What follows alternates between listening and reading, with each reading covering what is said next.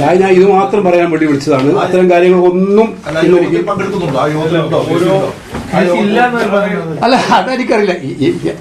മാധ്യമങ്ങളിൽ വാർത്ത വരുന്ന എന്നോട് ചോദിച്ചാല് നിങ്ങൾ തന്നെ ഓരോ വാർത്ത കൊടുക്കും, അത് എന്നോട് ക്ലാരിഫൈ ചെയ്യാൻ ചോദിക്കും.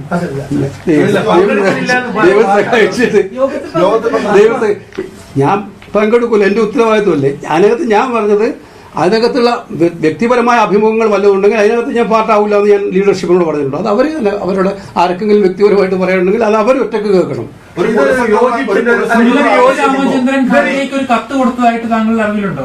എനിക്കറിയില്ല. കോൺഗ്രസിന്റെ ഒരു പ്രകടനമായിരിക്കും ഇന്നത്തെ യോഗം. പിന്നെന്താ സംശയം? നിങ്ങൾ ഇപ്പം ശശി തരൂരിന്റെ വിഷയം വന്നു, ഞാൻ മുതലേ ഞാൻ ഒറ്റ നെറേറ്റീവാണ് ഞാൻ പറയുന്നത്. ഒന്നും ഉണ്ടാവില്ല, എല്ലാം കൂളാണ്. ഞാൻ ചോദിക്കുന്നത് അദ്ദേഹം പറഞ്ഞു കേട്ടപ്പോൾ ഞാൻ ഞെട്ടിപ്പോയി. അങ്ങനെ പാടില്ല.